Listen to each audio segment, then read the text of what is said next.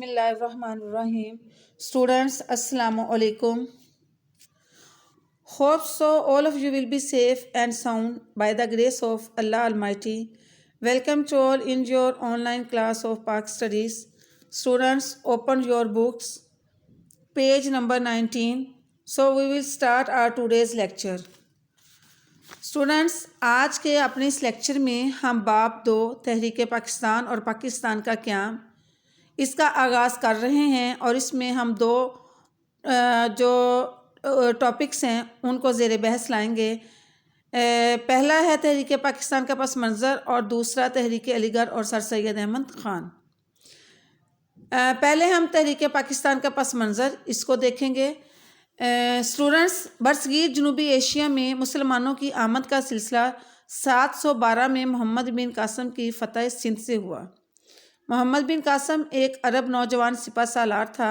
सिंध के राजा दाहर को उसने शिकस्त दी और मोहम्मद बिन कासम के साथ उस वक़्त कुछ लोग अरब से तबलीग इस्लाम की गरज से आए और मुस्तकिल तौर पर सिंध और मुल्तान में आबाद हुए। मोहम्मद बिन कासम और उसके साथियों के हुस्न सलूक और इंसाफ ने सिंध के मुकामी लोगों को बहुत मुतासिर किया और सिंध में इस्लाम की तबलीग होने लगी और सिंध में इस्लाम एक बड़े मज़हब के तौर पर उभरना शुरू हुआ। स्टूडेंट्स, इसके बाद गज़नवी दौरे हुकूमत शुरू होता है और गज़नवी दौरे हुकूमत 1003 ता 1206 तक मुहित है। कुतुबुद्दीन ऐबक ने 1206 में गज़नवी दौरे हुकूमत के बाद दिल्ली में सल्तनत दिल्ली की बुनियाद रखी और सल्तनत दिल्ली का जो दौर है वो 1206 ता 1226 तक मुहित है।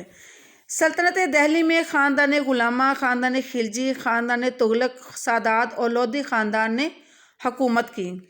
इसके बाद 1226 में ज़हीरुद्दीन बाबर ने दिल्ली में मुग़लिया हुकूमत जो है उसकी बुनियाद रखी और ये मुग़लिया हुकूमत जो थी ये 1857 तक कायम रही।